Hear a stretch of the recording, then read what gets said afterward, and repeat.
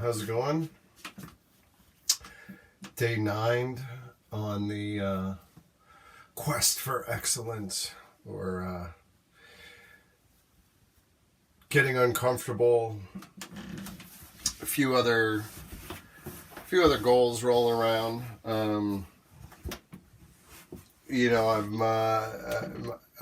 I basically last year did a CT heart scan, and they showed that there was a little bit of hard plaque, a little bit of calcium, not much, but at 46, it's not zero. And basically, if it was zero, the doctors will then tell you, well, it's not the hard plaque that's the problem, it's actually soft plaque. So I have this CT scan, angiogram with contrast dye coming up in maybe 80 days. So I'm really working towards that. That's why I'm pulling out the carbs. I'm doing a bit more high intensity training. I joined a CrossFit about 4 months ago, and CrossFit isn't, in my experience now, what it used to be. 10 years ago or so, I had tried CrossFit, and it was relentlessly brutal. Every day was like just super hard working. It seemed like the same muscles day in and day out. As much as you can for as many repetitions as you can, and go. Now, maybe I was just a weak person at cardio. Maybe I just had never really trained like that before, and wanting to do well or thinking I should be able to do well really screwed me up. But when I went back in this time, it just seemed to be a lot more digestible to the regular public. You just go and do what you can do, but there's enough social pressure to want to show up and do well with the other people around you and that are going through the same thing. And even if you quit for a few minutes, you just start back up because you realize everybody's going, through the same kind of crap. And they are on all different fitness levels and capabilities, and sometimes they can do it and sometimes they can't. And it is really, half-assing it at CrossFit is much better than whole-assing it at home. So,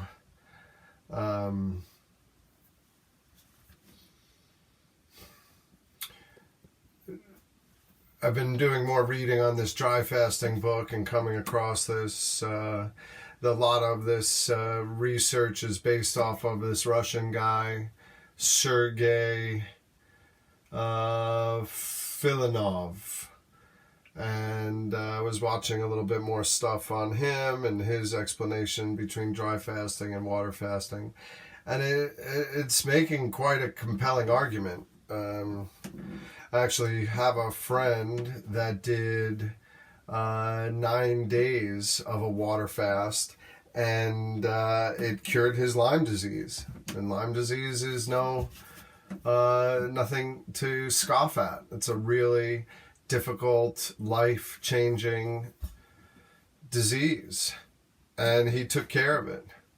I mean, he was actually, I believe, more focused on healing a hernia, but not wanting to have a surgery.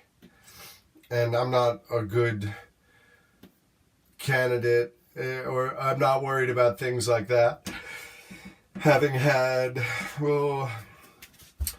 both knees done, and both ACLs done, a cartilage graft in another in one of my knees as well, torn bicep tendon, things like that. So I get under the knife and don't think about it, but it makes sense for people that, I get why other people wouldn't want to. And if you could heal yourself by doing some other extreme measure, like 3 weeks of or 4 weeks.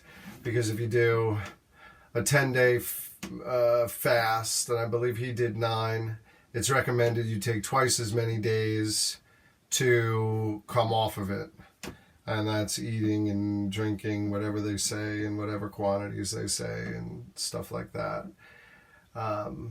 So to think that in 27 days or in a month, you're actually all done with everything and you didn't have to go under the knife, you didn't have to have the rehabs, you didn't have to have the different stuff in your system, seems like a pretty interesting alternative. So my intention is to start getting into this from the place of not having a major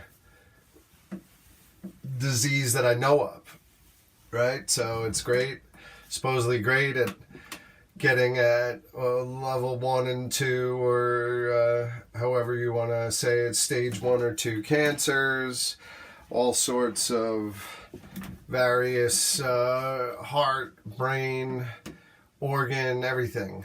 Essentially it forces some real only the strongest survive type situation. And your weak cells, your damaged cells can't hack it and basically get thrown into the garbage bin in the garbage disposal to be broken down and used as fuel for the remaining healthy tissue. So when you make it through the process, you're actually left with the strongest parts of you, and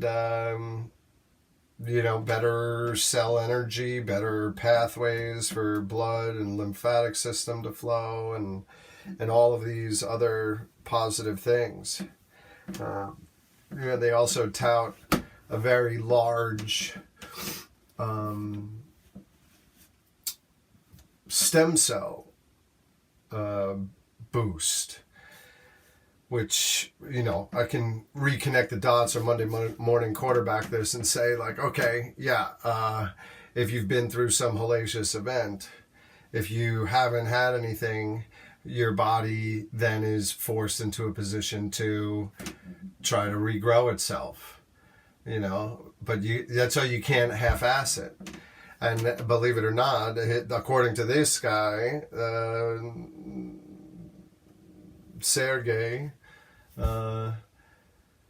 having water, having anything actually is tricking the system into thinking that it's getting some sort of nourishment, so it doesn't do what it can do best. It's not forced to go deep into the body to generate your own water. It's not forced to feed off of everything. So it seems like really the one main rule, because you can shower, you can bathe.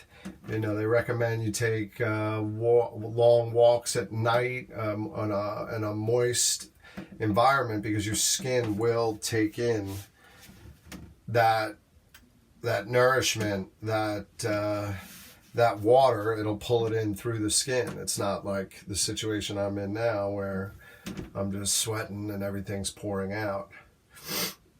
So I've ordered a couple more books to get more educated on it, and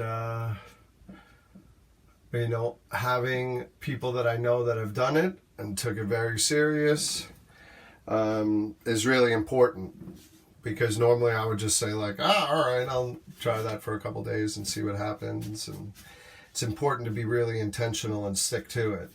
So if you set to do a 48-hour one, you do your 48 hours, and just because you feel good doesn't mean that you jump in and do 36 or 72 or whatever.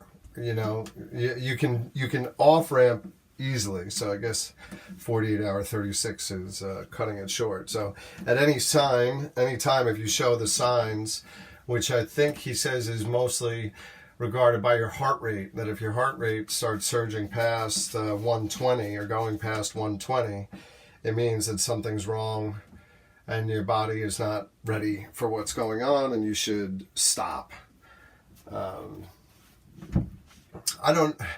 I don't know at what point I'm supposed to say I'm not a doctor. I'm not recommending you do this. Your life is in your own hands. Your decisions are yours.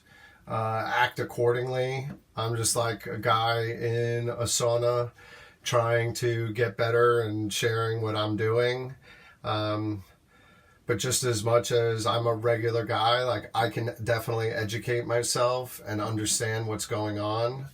And you can too. And that's really the best thing that you can do, because all studies, all this and that, comes down to your N of 1. It comes down to what works for you, what you are happy doing, what you can take, and stuff like that. So, do your own research, spend a little time on it, make sure you have people around you that understand what you're doing and are supportive, but they're also there to, help you if times are tough. Whenever I do these kind of things, my wife is looking at me like, what are you going to do? What are you going to stop? Or, if God forbid I told my parents, even at 46, I'd have a nag coming in, while they're eating like an Entenmann's cake or, having like some ice cream and tartufos. They'd be telling me they're worried about what's going in my mouth or not going in my mouth. And how can that be healthy? Nothing like getting health advice from a guy that has had 2 double bypasses, cancer, diabetes, and things like that. He was in the army when he was younger, but hasn't exercised since he got out.